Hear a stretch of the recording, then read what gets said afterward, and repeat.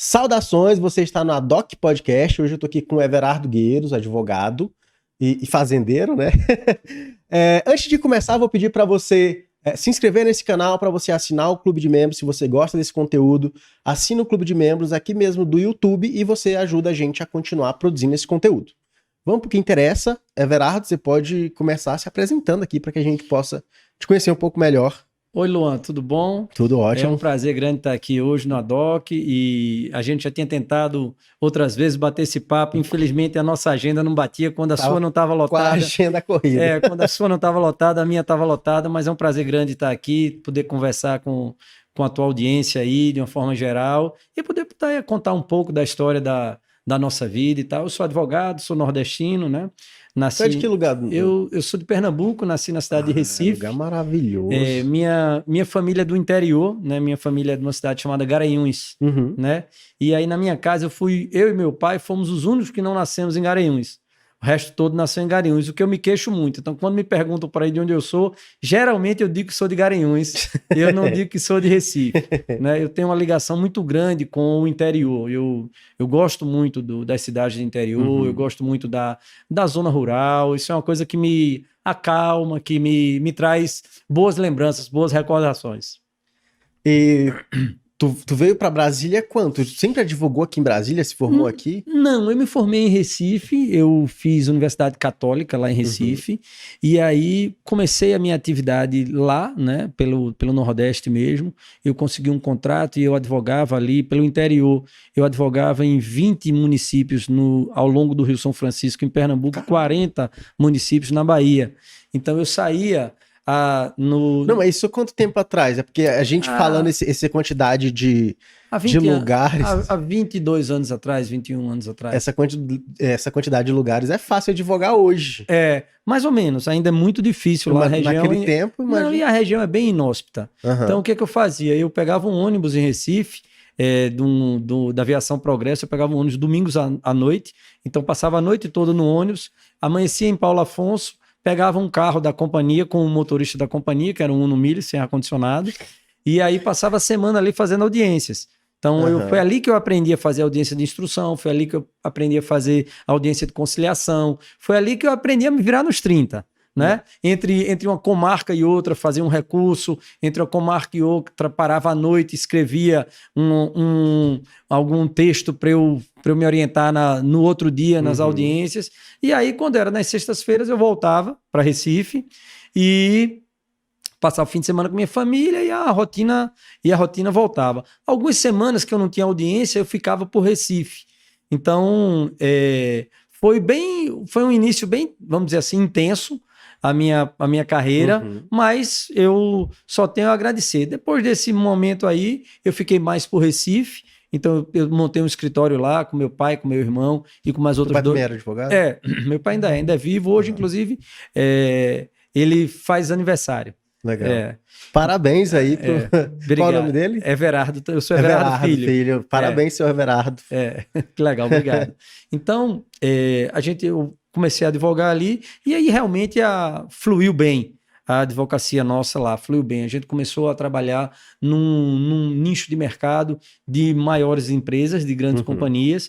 Então, a gente trabalhava com volume. Naquela época, o desejo de todo escritório era conseguir ter um número maior de processos, então ter volume de processos. E aí a gente atingiu, naquela época, sei lá, a gente chegou aí chutando assim uns 20 e poucos mil processos dentro do escritório. Dentro do nosso escritório. Quantos advogados vocês? A gente tinha um bocado. Põe aí uma média de 1.000 processos por advogado. Entendi. Uma média de 1.000 processos por advogado. Então, depois desse momento que a gente deu esse boom, vamos dizer assim, inchamos, aí a gente começou a melhorar um pouco, a qualificar, vamos dizer assim, os nossos clientes e qualificar também o tipo de causa que a gente queria. Já podia escolher. Começou a escolher, exatamente. E aí, fatalmente, como o volume ficou grande, essas demandas começaram a subir de segunda instância para terceira instância. E aí eu comecei a vir a Brasília com maior frequência para poder acompanhar esses processos. E aí me apaixonei. Na verdade, eu tinha estado em Brasília antes uma vez só na minha vida, no ano de 90, de 89 para 90, num evento da minha igreja chamava Geração 90. Uhum. E eu vim de ônibus, também vim de ônibus, lá com o grupo jovem da igreja, e me apaixonei quando cheguei em Brasília. Aqui é meu lugar. Em 90. Então, muitos anos depois, eu nunca imaginei que eu voltaria para Brasília para morar. Uhum. E aí, como eu comecei intensificando nessa frequência de vir para acompanhar os processos dos tribunais superiores, eu terminei, um dia voltei lá, chamei meus sócios e disse, daqui a 2 anos eu vou morar em Brasília. Deixa eu te fazer uma pergunta aqui. Claro. Quando tu começou a escolher os teus clientes, eu sei que é um momento que demora para se chegar na advocacia, até você poder escolher de fato seus clientes, se já tem uma demanda e você quer começar a qualificar a sua advocacia. Qual o filtro que tu utilizava para fazer essa escolha de clientes? Quando eu comecei lá atrás, eu quis, num dado momento, a gente começou a enxergar que nós estávamos nos tornando mais empresários do direito que propriamente advogados. Uhum. Então a gente estava se afastando um pouco, vamos dizer assim, da manufatura, de colocar a mão ali na massa e fazer. Claro que o maior bem que a gente tem e é o que é mais limitado na nossa vida é o tempo. Então, para qualificar o cliente, eu vou levar em consideração ou o volume econômico, ou o que vai me dar mais de retorno, ou a repercussão social. Porque, às vezes, tem demandas que chamam o holofote para um escritório de advocacia como um escritório de relevo e que não dá propriamente dinheiro, não dá resultado financeiro. Mas traz holofote. Mas traz holofote, o que lhe qualifica para ser procurado, vamos dizer assim, no futuro por outras demandas semelhantes ou por alguns clientes que entenderam que o seu trabalho foi bem feito. Então, são essas duas balizas. A baliza da repercussão social e a baliza econômico-financeira. Não tem dúvida. Não dá para se afastar disso. E aí, ao longo do tempo, a gente veio qualificando. Num dado momento, como eu estava te dizendo, aí eu disse, vou morar em Brasília. E aí, vai, daqui a 2 anos eu vou. E ninguém botou fé. 2 anos depois, eu cheguei lá um dia e disse, pessoal, tudo certo, estou indo morar em Brasília. Não é possível, tal. Aí, já casado, tudo? Eu era casado. Eu, na verdade, sou casado em segundas núpcias. Eu era casado com a primeira esposa. Eu acho até que esse foi um dos motivos que levou o nosso casamento vamos dizer assim, a um dissenso, né? Ela ficou mais lá e eu vim embora. E aí termina que você termina se afastando um pouco. Em que pese eu tenho uma excelente relação com minha ex-esposa, minha atual esposa também tem uma excelente relação com ela. Nós somos uma família moderna, mas uma família que se respeita muito, que se gosta muito, né? As minhas meninas, tenho 2 meninas do primeiro casamento, tenho uma menina do segundo casamento, são 3 filhas, e lá quando estamos juntos é uma brincadeira só. A gente, graças a Deus, consegue conviver com muita harmonia. Legal. Com muita harmonia. Ainda sobre esse negócio de clientes, eu acabo perguntando isso porque a gente trouxe algumas pessoas aqui que são um pouco focadas em concursos, né? Delegada. E acabou vindo um público que gosta de concurso público. E a gente sabe que enquanto a galera não passa em concurso público, eles acabam utilizando a advocacia como uma segunda opção, né? Não veem uma advocacia como algo que eles possam empreender de fato. E eu até coloco isso pra ti, que tu é um cara que começou ali no interior. Barriga no balcão, ralando até hoje. Barriga no balcão. Não perdi esse vício. E o que tu acha ideal pra galera que tem muita gente nessa situação de, poxa, tá estudando pra concurso, mas tá indeciso, concurso, o cara às vezes já tá até com uma OAB na mão, mas enfim, concurso é sempre muito nebuloso, aquela situação, e início de carreira. O cara que quer começar, quer prospectar ou até quer começar escolhendo cliente. Como que tu vê essa situação hoje? É bem difícil fazer isso, né? Principalmente hoje em dia, onde a gente tem uma separação, é bem difícil fazer isso. O que é que eu vou te falar? O sucesso profissional ele está muito mais ligado à perseverança que propriamente ao talento. Mas claro que é muito ruim eu já exerci outras atividades, é muito ruim você exercer uma atividade que você não se identifica, que você não se encontra. A advocacia, como qualquer outra, como qualquer outra atividade, ela precisa que você se dedique ao longo do tempo. E os resultados vêm, mas demoram. Os resultados demora a vir mais que, por exemplo, um concurso público. Se você estuda 2, 3 anos e passa num concurso público, você já começa a receber um salário e aí você já tem estabilidade de emprego, dá estabilidade de emprego. Muda do dia para a noite a partir do momento que tu passa. Isso, passou no concurso, já tem estabilidade de emprego, que vai passar o estágio probatório, depois já tem estabilidade de emprego, você já está aposentado. A verdade é essa, é que você passa num concurso para se aposentar. Então você não precisa nem fazer uma reserva de capital, você não precisa guardar um dinheiro para a sua aposentadoria. Um advogado não pode fazer isso, porque se o advogado não acumular riqueza para viver na velhice, ele vai ter vivido uma vida razoavelmente confortável ao longo da carreira e no final da vida, quando ele mais vai precisar, ele vai sofrer. Então, quem procura um concurso público já tem mais essa segurança. Agora, claro, que você precisa se identificar, que isso não é uma coisa fácil. Não é nasci, eu vou ser advogado. Na minha família, tem realmente muitos que a gente brincava, nós somos evangélicos, a brincadeira lá na família é o seguinte, você joga, quando nasce, joga na parede. Se grudar é pastor evangélico, sair no chão é advogado, e cai no chão. Né? Então, essa é uma brincadeira que a gente fala, eu já falei até em outros cantos. Mas precisa de dedicação. Né? Eu tive a oportunidade de até pedir, uma vez eu pedi a meu pai, me indica lá, tem uns cargos de assessor jurídico lá, e o senhor conhece a pessoa, me indica. O papai disse, não vou indicar não, vou fazer uma carta para você, vai lá. E aí eu fui, com a cartinha dele debaixo do braço. Cheguei lá, olha, a pessoa me recebeu muito bem, disse, deixa eu lhe falar, eu não vou lhe dar esse cargo. E aí me fechou a porta. Eu estava saindo da faculdade. Eu achei que aquilo ali ia me colocar para trás. Na verdade, eu vou te dizer, se ela tivesse aberto aquela porta para mim e eu tivesse conseguido aquele emprego, talvez até hoje eu estivesse naquele emprego. E certamente aquele salário daquele emprego que eu me colocaria naquela posição e que possivelmente me acomodaria, naquela posição eu não teria o conforto de vida que eu tenho hoje.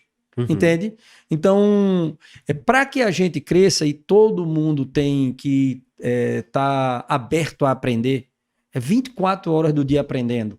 Você só sabe que não sabe de nada. Né? Os gregos já diziam isso. Só sei que nada sei. Então, veja, a gente tem que ter essa consciência que a gente está aqui para evoluir. Essa nossa passagem aqui na Terra é uma evolução, inclusive uma evolução profissional. E os frutos, eles vão vir a partir disso. A partir da tua dedicação, a partir do teu esmero no que faz. Na Bíblia tem uma passagem que diz isso. Visse um homem diligente, entre os reis será posto. Porque é exatamente isso. Quanto mais você se dedicar, quanto mais você for diligente na sua obra, mais resultado você vai... É uma consequência natural. Então, é difícil dizer, faz um concurso ou não faz um concurso. Vai ser advogado ou vai ser juiz? Ou vai ser promotor? Ou vai ser delegado? Cada uma dessas profissões tem o seu charme. Eu tive a oportunidade de ocupar um cargo de juiz aqui, temporário, como juiz eleitoral, no Tribunal Regional Eleitoral aqui, do TRE. E foi uma experiência riquíssima, fascinante. Por quê? Porque eu me pus do outro lado do balcão. Então ali o sentimento, o tempo todo, e o cuidado de tentar fazer justiça. Porque a gente tenta fazer justiça do lado de cá do balcão, mas a gente, de pronto, quando chega um cliente, a gente escolhe um lado. Então você é o primeiro juiz da causa. Você pega a causa e você escolhe o lado, né, que é o lado do seu cliente.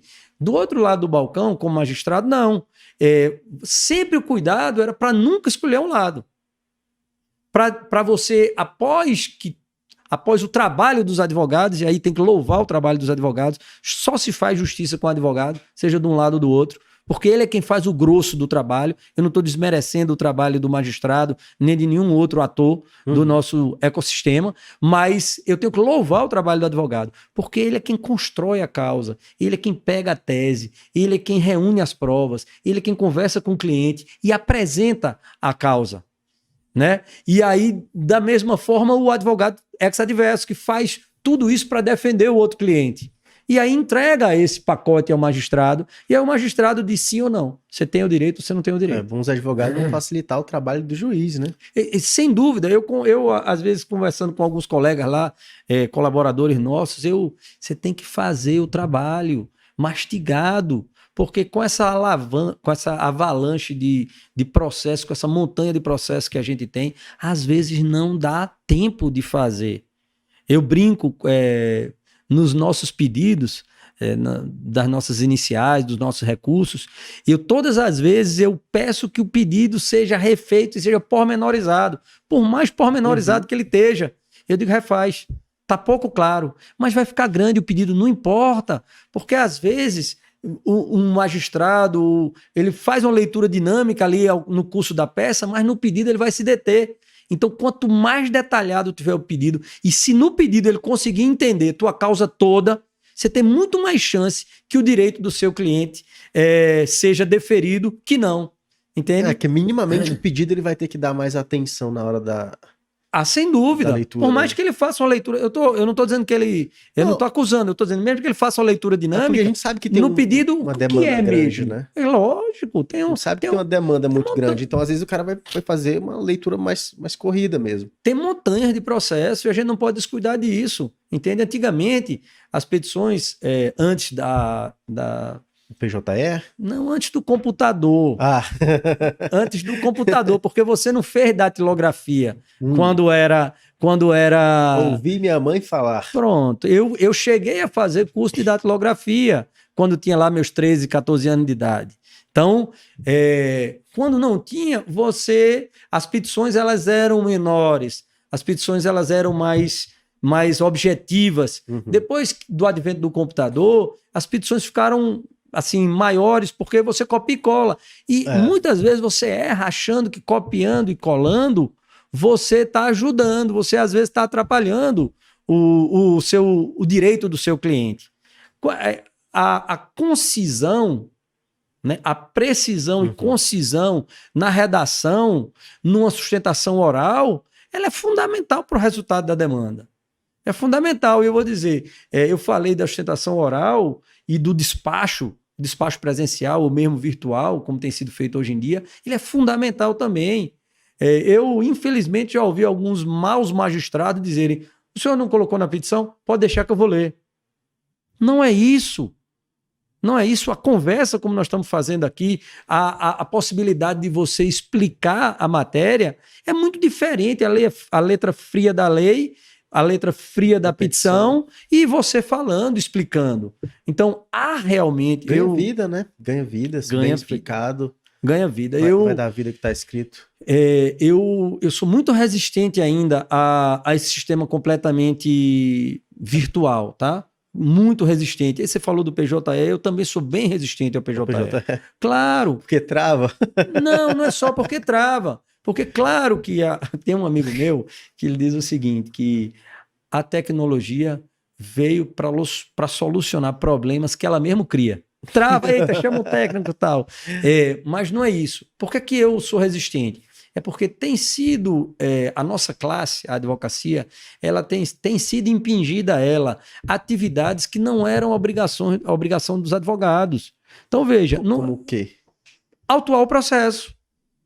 Não era obrigação nossa autuar o processo. Hoje em dia, eu vejo meus colaboradores passar horas a fio autuando um processo. Sobe a inicial, aí sobe a procuração, aí sobe o documento, aí, eita, deu um problema, aí, eita, subiu o documento errado, onde era a procuração, botou não sei o quê, aí daqui a pouco vem um despacho do juiz, indefere a inicial porque não tem um documento tal, aí você não tem sim, não está na folha tal, está na folha qual. Isso era atividade do judiciário, que o judiciário recebe as custas judiciais e tem um orçamento para isso, para dar acesso à justiça. Então, antigamente, o advogado não tinha obrigação de autuar, tinha um serventuário para fazer aquele trabalho de autuar o processo como ele devia ser autuado e não passar essa responsabilidade para nós. Isso é uma das dezenas de coisas que estão sendo colocadas para os advogados. Hoje em dia, para a gente fazer uma audiência, eu tenho que ter um computador para mim, um computador para testemunha, um computador para parte, eu tenho que ter um ambiente separado, tem magistrado no seu trabalho que diz, filme aí para ver se não tem ninguém do lado da testemunha, dando cola à testemunha. Veja, isso não é obrigação da advocacia, isso é obrigação do Poder Judiciário. que tem que se munir de elementos para fazer isso, mas simplesmente tem jogado essa obrigação nas costas dos advogados e aí a advocacia, desculpa, está órfã. Não é todo mundo que tem condição de ter esse lugar separado, do nada, assim. Graças a Deus, alguns já têm. Os magistrados com certeza têm. Os membros do Ministério Público com certeza têm. Eu, graças a Deus, no meu escritório eu tenho condição de ter isso. Mas tem colegas que com essa pandemia, imagine, vamos nos colocar no lugar de um colega que mora num apartamento de 30, 40 metros quadrados, mora a colega e o marido e 3 filhos. Agora as crianças voltaram para a escola, mas antes estavam dentro de casa. Um menino de 2, um de 6 e um de 9. O de 9 quer ouvir música, a outra quer botar a TV, o de 2 anos chora, o marido está ajudando ali a fazer alguma coisa, ela está precisando se concentrar para fazer a audiência corretamente. Entende? Uhum. A gente tem que ter empatia pelas pessoas, a gente precisa se colocar no lugar das pessoas. E aí, nesse momento, era obrigação do judiciário ter feito salas corretas de audiência para que a parte que não pode fazer audiência, para que o advogado não pode fazer na sua casa, ou que não tem um ambiente, possa ir no ambiente e fazer. Mas eu não vi acontecer isso, eu vi ao contrário. Magistrado dizendo, é problema seu, você tem muitas testemunhas, leve todas para o seu escritório. Sim, excelência, mas o senhor está protegido aí e eu vou levar para dentro do meu escritório? Sim, é problema seu. Eu vi isso acontecer. Tá? Como eu vi acontecer outros magistrados querendo fazer oitiva de testemunha por telefone. Veja, desculpa, por telefone você não sabe nem se é testemunha, né? Sim. Porque por telefone você não sabe quem é, você não sabe se tem uma pessoa coagindo ela, você não sabe se ela está lá com uma cola, que não seja uma cola, que seja um depoimento mesmo. Como é que você faz? Um oitivo de testemunha. Aí o advogado se resignou contra isso e disse, não, assim não dá, excelência. Se ele não tem vídeo no computador dele, então a gente não pode fazer. Não, então vamos remarcar. Mas a excelência não pode remarcar porque a minha testemunha já prestou testemunho. E aí o senhor vai quebrar a prova. Então, quando ela for prestar o testemunho dela, ela pode ter acesso ao testemunho da minha testemunha e aí fica difícil. Ah, doutor, o senhor só quer fazer confusão. Então, são muitas situações que têm acometido a advocacia e que a gente precisa enfrentar. Entende? O nosso órgão de classe precisa enfrentar isso. A gente precisa que a ordem seja para nós a nossa advogada. Porque os nossos clientes, quando nos contratam, eles têm a gente para fazer a defesa dos interesses deles. E a defesa dos nossos. Quem é que está fazendo? Como que a gente fica? Entende? Nessa situação. E precisa, porque, veja, o cliente ele vai passar na justiça uma vez, 2, 3, né? Nós vamos morar na justiça.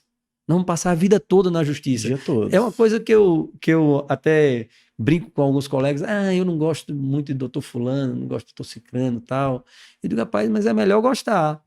Por quê? Porque você vai passar a vida toda vendo o cara. Porque ele é advogado. Não tem jeito. Você vai passar. Então, essa forma urbana, essa forma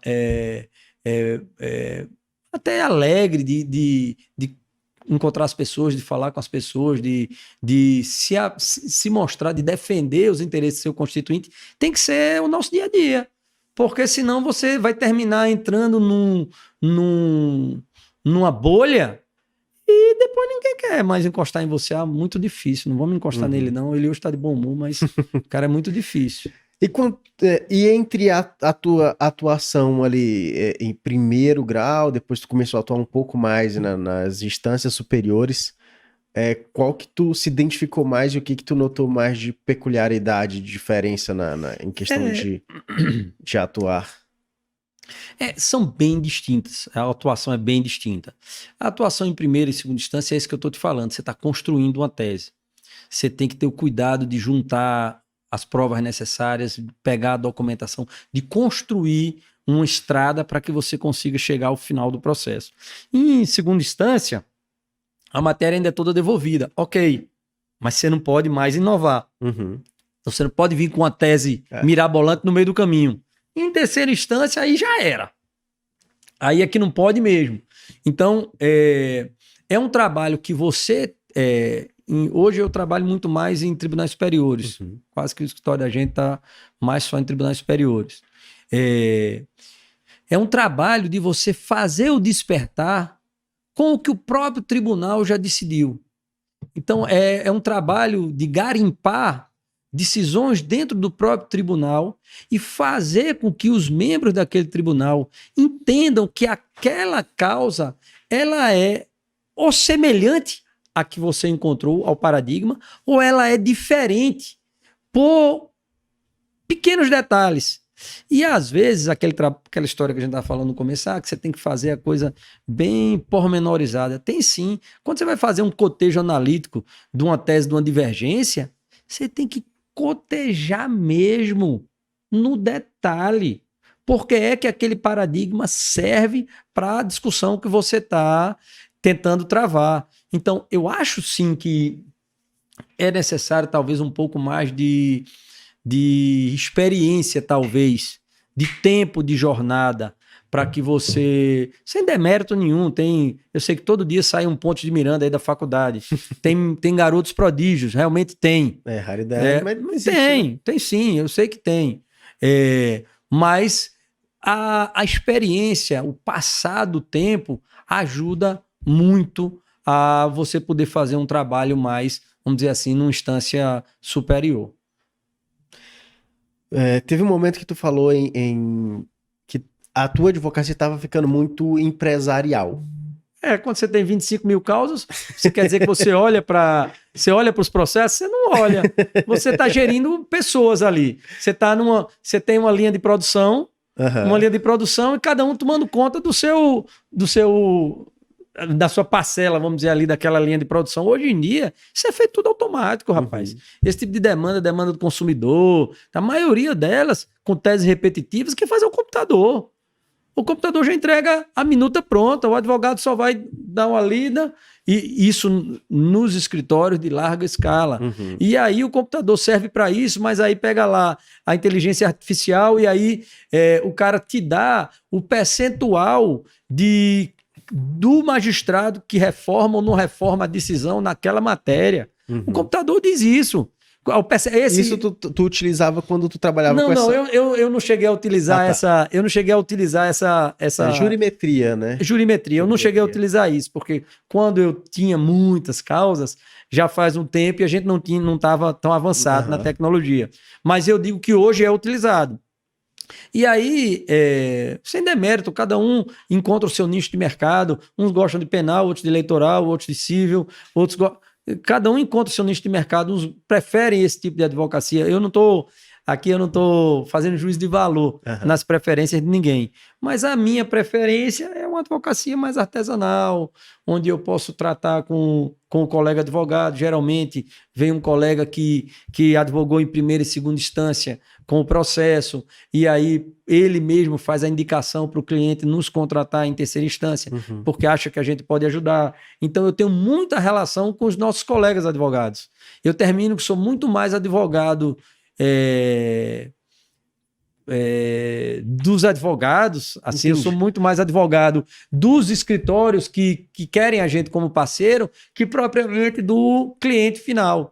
Eu vou conhecer o cliente final quando ele me é apresentado por um advogado. Agora, claro que não. Tem demanda, às vezes, que é originária no STJ, no Supremo e tal, e a gente é contratado direto. Mas acontece muito da gente ser só contratado em recursos. E aí eu faço recurso a 4 mãos, a 6 mãos, a 8 mãos, com o próprio colega que está lá, que vem advogando em segunda instância com o processo, entende? Agora, se tu puder falar um pouco mais desse teu posicionamento, porque tu se posicionou advogando mais nas instâncias superiores. E aí vem algo curioso. É um posicionamento... como que tu se posicionou assim? E eu pergunto por 2 motivos. Como que alguém que já tem uma experiência consegue entrar para essa curva, consegue enxergar esse mercado? E quem não, e quem tá começando, como que ele consegue encontrar alguém como vocês? O cara tá com uma causa, subiu e o cara nunca atuou num tribunal superior. O que é que eu faço? Como que ele consegue encontrar parceiros para ele poder desossar esse negócio? Não tem, como eu te disse, não tem uma receita de bolo para se fazer. Não, tu pode falar como deu certo para ti. Não tem uma receita de bolo. Mas aqui em Brasília, pelos tribunais superiores serem todos aqui, existem muitos escritórios como o nosso. Existem outros escritórios. E a forma como isso é feito, eu acho que é muito no boca a boca. Né? Claro, na minha região, em Pernambuco, eu sou uma pessoa relativamente conhecida. Então, tem um processo já... você falou com o Everardo, vai lá. Tem outros estados da federação que a gente também tem grande relacionamento. Então, isso vai passando de escritório para escritório e aí você é consultado. Mas, às vezes, você é consultado e 2 ou outros, 3 colegas seus também, outros 2 ou 3 escritórios aqui também são consultados. Então, existe um mercado, sim, e existe uma disputa nesse mercado. Existe uma disputa de honorários e tal. É que é um negócio bem interno, bem para advogado mesmo, né? Aí você diz assim, e por que você quis advogar só em terceira instância? Lá atrás, quando eu comecei, o raciocínio era muito cartesiano, porque em vez de esperar 20 anos por um processo, eu só queria esperar os 3 anos do Tribunal Superior. Era velocidade. E aí, velocidade traz resultado mais veloz. Em vez de eu começar com o processo em primeira instância e ter que trazer o processo até a terceira instância, deixa eu advogar só aqui na terceira instância, porque aqui para mim é mais rápido. Então... essa média ainda hoje, os processos de Tribunal Superior, então essa média de 3 anos? Cara, isso varia muito. Varia do relator, varia muito. Varia do relator, varia demais. Então até lá em cima... Não quero chutar não, porque eu não... É melhor eu não chutar. Agora, claro, tem mecanismos que o STJ, ou que o CNJ tem tentado dar celeridade, tem colocado metas, tem colocado metas para eles próprios aqui em tribunais superiores e tal, meta 2, meta 3 do CNJ. Então, isso ajuda, porque isso faz um corte linear e ajuda a você saber, pô, não estou dentro dessa meta aqui. Essa métrica eu preciso atingir. É uma referência. É o ideal? Não sei, mas é uma forma. O pior é você não encontrar um caminho, entende? O pior, eu acho que é você não encontrar o caminho. A gente também tem uma cultura, a nossa cultura, o nosso direito, ele tem uma cultura do recurso, né? Excesso de recurso e tal. Então, isso também trava um pouco, vamos dizer assim, a fluidez dos processos, o andar da coisa. Tem reforma, o Código de Processo Civil foi reformado, objetivando da fluidez, então restringiu-se as matérias que você pode entrar com agravo de instrumento, restringiu-se algumas coisas que tentam dar um pouco mais de fluidez. Mas me impressiona que o maior litigante do nosso país é o Estado. Seja na esfera de governo que seja, municipal, estadual, federal, mas é o maior litigante do país. E depois que você termina de litigar e você ganha deles, eles simplesmente não pagam. Entra pro precatório. O precatório vai inscrever, meu Deus do céu, agora depois já estão pensando num postergar o precatório. Então, é muito a falta de segurança jurídica no nosso país, não só por excesso de recursos, mas também por vamos dizer assim, um pouco apreço das pessoas à letra, vamos dizer assim, à letra da lei. Eu vejo todo dia poderes se imiscuindo em competências que não são deles. Eu vejo todo dia o judiciário se imiscuir em matéria do legislativo, eu vejo o legislativo todo dia se imiscuir em matéria do executivo. Complicado. Eu vejo... Está muito complicado. Está muito complicado. E aí, algumas teses que inicialmente pareciam muito boas, como por exemplo, o ativismo judicial. O ativismo agora vai dar, porque o juiz não vai ficar se esperando, ele vai ser encoado. Vai dar poder ele ao vai juiz. Tá aí o resultado. Eu vou te dizer, deontologicamente falando, essas regras que foram criadas ao longo de milhares de anos não podem ser rompidas assim, tá? Tem que ter uma lógica. A regra, a lei, ela tem que também frear um pouco a sociedade. Ela tem que botar um freio na sociedade, porque a sociedade ela evolui mesmo. E hoje, aí é que evolui com velocidade.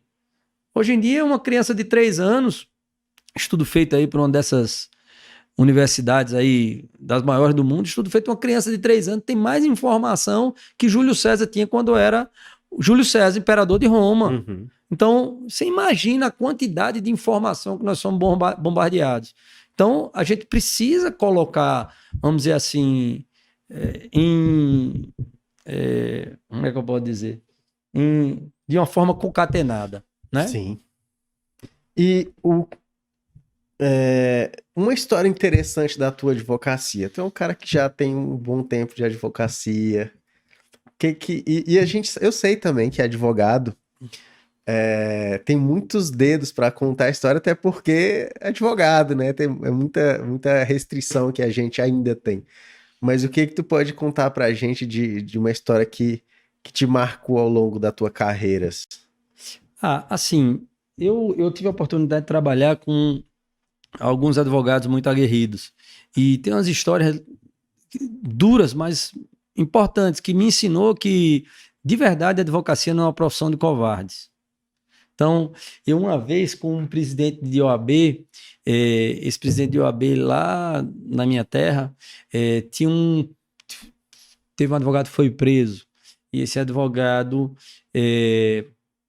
estava lá num calabouço, numa delegacia. O presidente foi para lá. Uhum. Chegou lá, esse presidente entra na cela, consegue, depois de muito tempo, entra na cela, quando entra na cela, fecha e grita assim, corre, chama a imprensa, diz que o presidente da OAB está preso. Entende? Ele se colocou na condição de preso junto com o advogado para mostrar que era tão gritante aquela situação, era tão ilegal, que a imprensa talvez não desse, vamos dizer assim, a atenção como era um advogado qualquer, mas ele, como presidente da ordem, ele chamaria a atenção necessária para aquela ilegalidade. Então isso demonstra uma coragem muito grande. Eu vi outro dizer para presidente de tribunal regional, você não sabia que não era, dizendo para o advogado, você não sabia que esse mandado de segurança não era para ser dado entrada aqui, tinha que ser dado entrada na instância superior e tal. E o camarada que era colega de turma dele, o advogado, que a gente trabalhava, dizia assim, fulano, eu nunca fui na sua vara lhe ensinar a julgar, não venha me ensinar a advogar. Então, porque aí tem que ter a separação, sabe? Hoje, infelizmente, eu tenho visto muitos magistrados querendo dar aula à advocacia. Tem um dado terrível, você pega aí 70%, 80% dos processos na justiça aqui, eles mandam emendar a inicial. É ridículo, nem leram a inicial. A inicial é o seguinte, amigo, tem as condições da ação, tem os pressupostos processuais, tá ali, me dá os fatos que eu te dou o direito. Isso aqui é um inicial. Pronto. Aí, emenda inicial para juntar não sei o quê, emenda inicial para fazer não sei o quê, emenda... Tá entendendo? É um superpoder. E aí, isso é muito ruim para a advocacia, porque depois isso vai gerar uma estatística. E nessa estatística, vai se dizer 80% da advocacia do Distrito Federal, por exemplo, não sabe fazer uma petição inicial. Porque o juiz está mandando emendar o tempo todo. E é uma inverdade. E isso em relação à estatística. Mas coloca no lugar do cliente. Mas está acontecendo muita situação de quase que instrução processual por via emenda inicial? Tá, muito. Se coloca no lugar do cliente. Você vai lá e contrata o advogado. Paga lá 500, 1.000, 2, 3, 10, 100, 1 milhão, 10 milhões para o cara fazer a tua ação. Aí você confia no cara. O cara passa lá um mês com você, discute. Vai ser essas provas aqui, vamos juntar. Tem esse documento, não tem estratégia, tal, senta, horas e horas de reunião, não sei o quê, pega a inicial, dá a entrada. Primeiro despacho do magistrado. Emenda inicial. O que é que o cliente pensa? Esse cara é muito incompetente.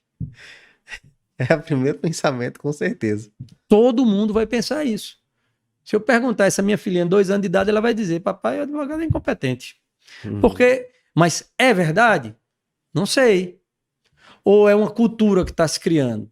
Então, a gente precisa, todo dia, né, por conta dessa avalanche, como eu te disse, de informações, a gente todo dia vê aí coisas na internet horríveis, né? Maus exemplos horríveis. Maus exemplos que partem dos próprios tribunais. Tribunal Superior, Supremo Tribunal Federal, os ministros lá discutindo, entende? É um péssimo exemplo. Não tem um mínimo de urbanidade, não tem um mínimo de coleguismo, não tem um mínimo de respeito pelo pensamento alheio. Na verdade, essa nossa democracia, e claro que para a democracia ela amadurecer, ela passa por percalços, e esse momento é um momento de amadurecimento da nossa democracia, passa por percalços. Esse momento de guerra? Esse momento de guerra, mas é um momento de amadurecimento da nossa democracia. Mas eu vou te dizer,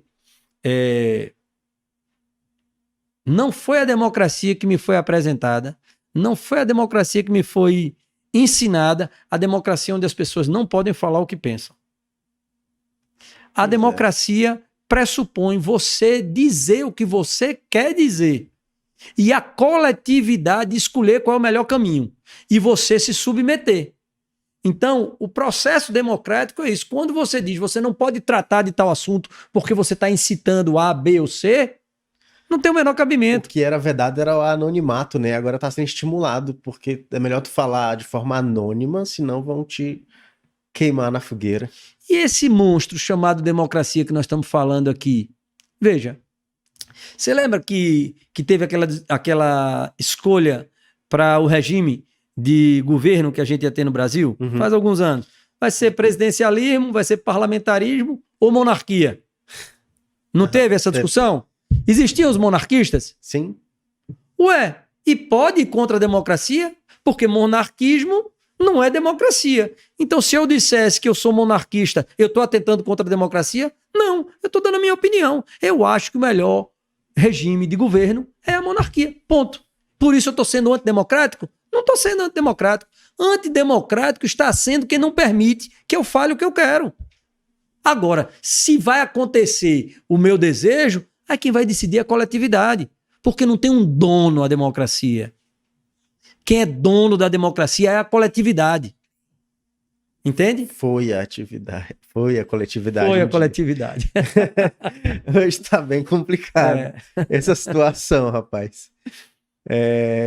Até cuidado pra gente não tomar ban aqui do YouTube. Não, acho que não, né? Porque a gente tá falando em tese sobre a democracia. E a democracia é isso mesmo, é você poder ter liberdade. Pressupõe liberdade. Tá acontecendo mais no Instagram. Tem muita conta caindo simplesmente por conta de posição política. Se tem uma posição política, tua conta de Instagram pode cair. Mas isso não é posição política. Isso eu estou pensando. Eu não estou aqui dizendo que eu sou favorável à direita, esquerda, centro. Isso é uma posição política. Sim. Eu tô simplesmente dizendo que eu sou favorável à democracia. E a democracia que me foi apresentada pode ser que me apresentem outra. Foi bem diferente. E pode ser que eu evolua com ela. Mas a democracia que foi apresentada é onde as pessoas podem falar. Até porque eu nasci sob a égide do regime militar, né? Uhum. E eu vivi muitos anos. Eu me lembro, rapaz, eu pequenininho, o guri com 10 anos de idade, quando se discutiu as diretas já no país. Diretas já, eu me lembro, 10 anos de idade, diretas já. E aí o Congresso não aceitou as diretas já, mas o povo ia pra rua dizer que devia ser diretas já. E o Congresso, mesmo assim, preferiu que não fosse diretas, colocou diretas para 88. Uhum. E fez uma eleição indireta para Tancredo Neves. E Tancredo Neves foi eleito, ganhou de Paulo Maluf. Entende? Em 83. 83, isso faz quantos anos? 40 anos? Quase 40? Quase 40. 38 anos atrás. Entende? Mas podia se falar, porque a gente estava vindo de um regime onde não se podia falar. Que no regime de exceção, o regime militar, se castrava as pessoas que falavam. E essa possibilidade de falar foi o ressurgimento da nossa democracia. Uhum. Você pode falar, você pode cantar, você pode fazer música, você pode protestar, o direito à greve é um direito sagrado da nossa Constituição. Eu quero me manifestar. Direito sagrado de manifestação, dentro dos limites da lei. Não vai quebrar nada, não vai depredar o patrimônio público, mas se manifestar, para mim é quase que um absurdo, é um contrassenso você não poder se manifestar. Entende? Uhum. Seja por qual matiz seja. Eu tenho uma matiz, sei lá, religiosa, você tem outra, o outro tem outra, e daí? Eu acredito Qual o problema? Deixa eu fazer tu se comprometer um pouco mais aqui. Já que tu falou de ditadura, eu vejo que ditadura divide muitas opiniões. Mas, ao mesmo tempo, eu percebo que muita gente que viveu o regime ditatorial, pelo menos as pessoas que eu tive contato, a minha bolha, respeitavam muito e respeitam muito os militares. Não de ter medo, mas de respeitar, de ter uma admiração. Tu que ainda viveu um pouco disso e ainda teve, com certeza conversou bastante com teu pai a respeito dessas coisas, como que tu via esse período e em relação à situação que a gente tem hoje, né? Por isso que eu falei que tu ia fazer tu se comprometer um pouco mais aqui. Não, veja, eu respondo com muita tranquilidade, tá? Eu respondo com muita tranquilidade. Eu não acredito numa sociedade anárquica. Eu não sou anarquista. Uhum. Porque para que eu possa conviver com você, tem que ter uma ordem. E onde termina o meu direito, começa o seu. E vice-versa. Quando você sai de um regime de força, onde havia muita castração, eu não concordo com o regime de força onde você é castrado no seu pensamento. Mas tinha uma ordem. Uhum. E você passa daquele momento para um momento diametralmente oposto, que foi o da nossa Constituição Cidadã de 88, onde a nossa Carta Política só nos deu direitos. Constituição Cidadã. Sim, só nos deu direitos, não nos deu deveres.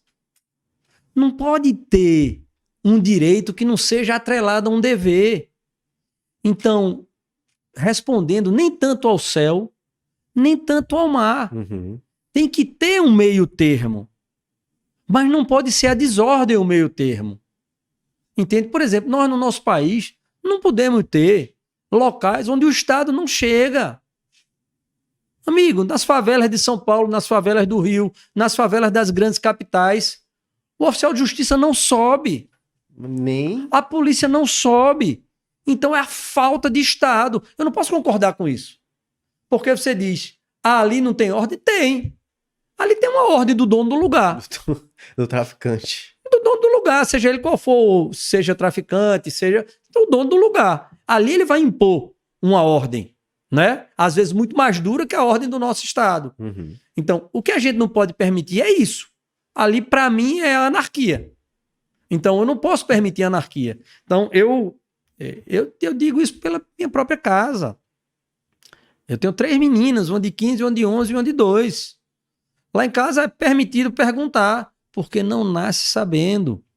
Por que eu não posso fazer isso, papai? Filha, você não pode fazer porque você vai se machucar. Mas por que eu vou me machucar? Porque você é pequena, essa cadeira é alta, você vai escorregar, você não vai conseguir se segurar, você vai cair, vai bater a cabeça, você vai se machucar. Mas por que eu vou bater a cabeça?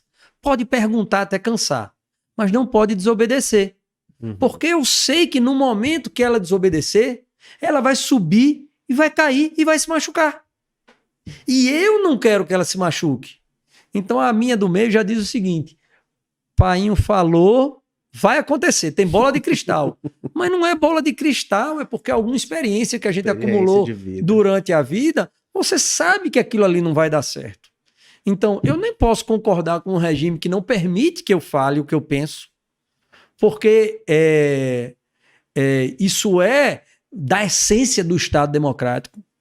Mas eu tampouco posso concordar com um Estado que não tem limite, que não tem regra.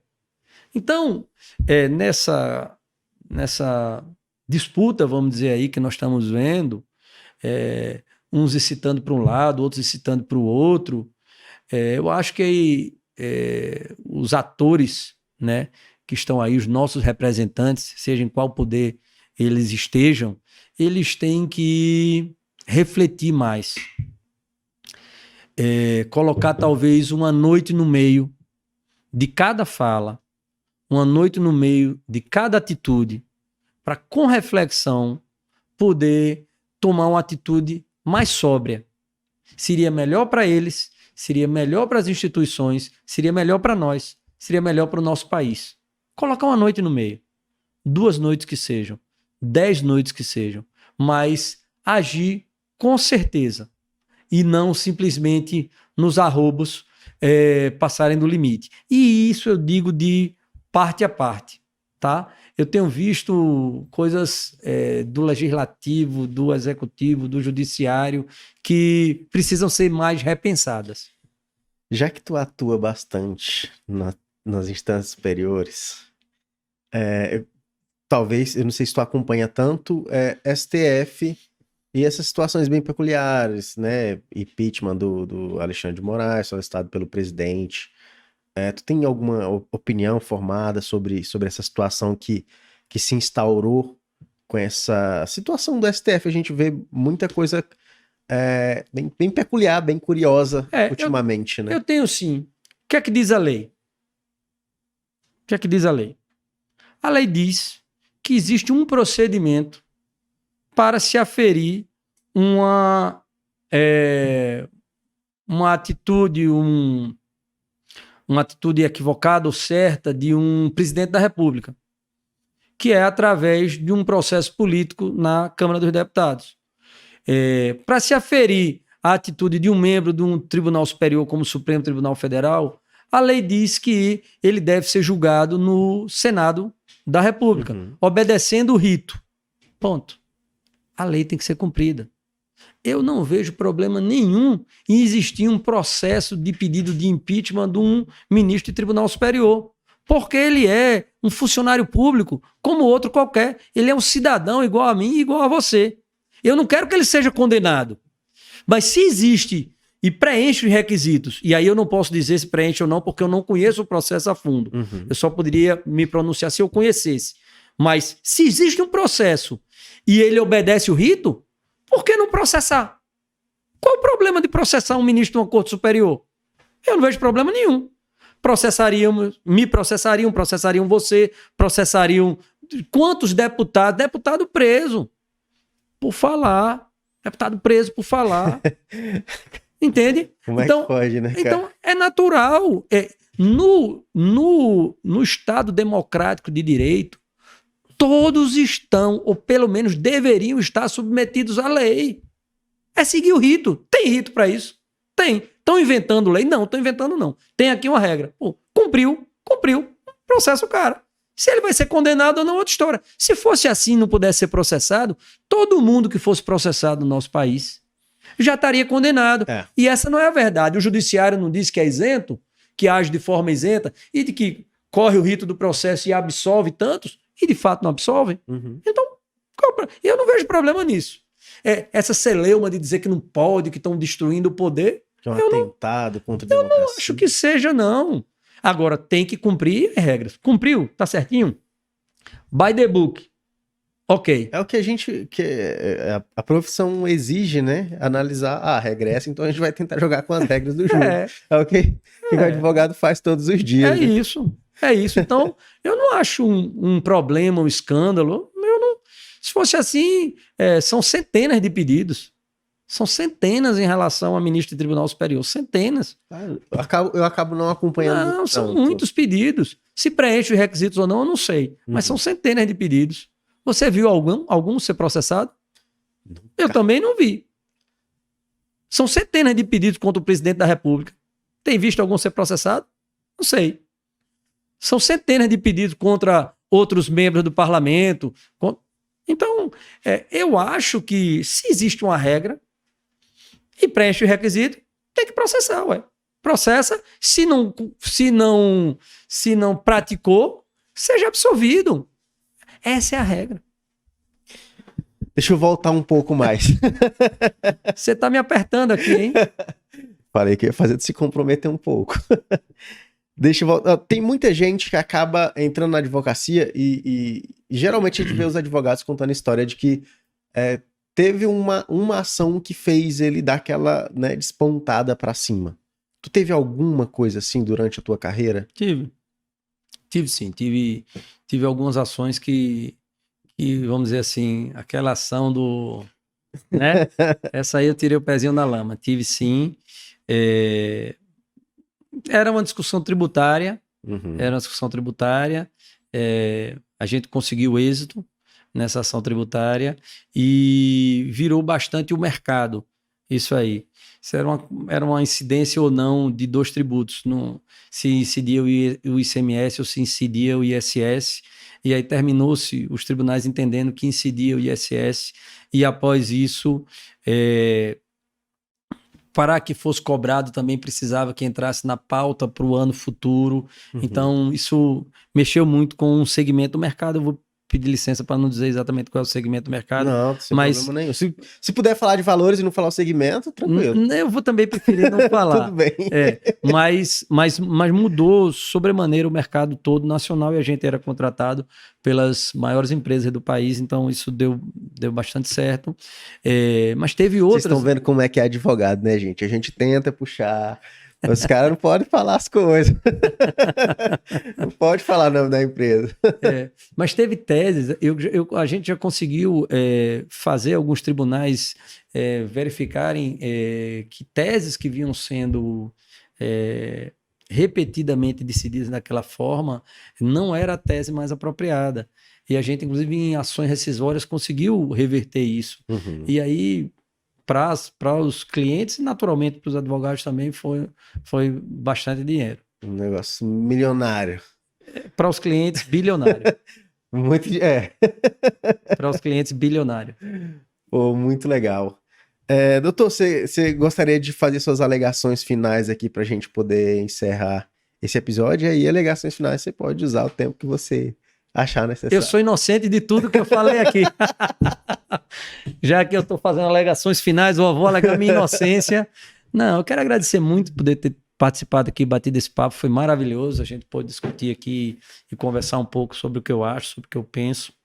Você também, um cara brilhante, e pôde aí me ajudar, a gente, né, concatenar as ideias aqui, desenvolver um raciocínio lógico. Eu desejo muito, eu sou como é que eu posso dizer, otimista quanto mais, né? Então eu desejo muito. Eu gosto de gente assim. Não consigo ser, mas eu gosto de gente assim. Não, eu sou um otimista quanto mais, né? Sou bravão quando precisa ser bravo, mas também sou doce quando precisa ser doce, né? A cada situação você precisa se portar da forma como a situação exige, mas eu desejo que o nosso país consiga encontrar um caminho, né? Minha geração, eu já tenho 48 anos de idade, então minha geração eu vi o Brasil sendo o país do futuro e ainda não vi o futuro chegar. Então é uma geração que eu estou passando já da minha fase, da minha melhor fase. Meu pai disse que é o seguinte, ó, 10, 20, 30, 40, 50 anos, ó, depois de 50 cai. você já cai, né? Então papai fala sempre isso. Mas eu desejo que o nosso país dê certo, eu desejo que a gente consiga se entender enquanto sociedade, que a gente consiga pare um pouco, né? Essas gerações, eu tenho visto as gerações mais imediatistas, as mais jovens, que elas entendam que para você conseguir um resultado tem que ter um sacrifício anterior. Sem sacrifício você não vai conseguir o resultado desejado. Então não é só o MIDE, não é só os direitos. Quais são as nossas obrigações? Então, vamos procurar nossas obrigações, vamos fazer o nosso papel da melhor forma para que a gente consiga, para que todo mundo consiga ter uma vida confortável, uma vida saudável, uma vida que dê os prazeres mínimos, sabe? A gente tem a oportunidade de viajar, às vezes, para o exterior e eu vou te falar, os maiores prazeres que eu tenho no exterior são os mais prosaicos, de verdade. É andar de metrô. Eu ando de metrô, coisa que eu não faço aqui, né? Andar de metrô, andar a pé, ficar nas praças. Aqui, vez por outra, eu pego as minhas meninas e vou no Parque da Cidade, eu gosto muito de ir no Parque da Cidade, a gente vai andar de bicicleta e tal. Parece que eu estou numa cidade do exterior, eu vou em outras cidades, eu não tenho coragem de fazer isso. Por quê? Porque a gente está tão calejado da violência urbana, a gente está tão calejado de misérias e coisas, que o que eu desejo para o meu país é que todo mundo pudesse ter isso. A coisa mais prosaica, os prazeres mínimos, ir para a beira do lago e ficar ali, ir para a praia e ficar ali, sem medo de levar uma bala perdida, ou sem medo de ter o celular roubado, ou sem medo de parar numa parada de ônibus e ser assaltado e perder o celular. Então, o basicão. Eu não desejo nada demais, eu desejo que a gente se entenda, que o nosso país se entenda e que a gente tenha o basicão para todo mundo. Doutor, muito obrigado pela sua presença aqui. Gente, obrigado para você que nos assistiu até aqui. Esse foi o bate-papo com o Everardo Gueiros. Obrigado e até mais. Tchau, tchau.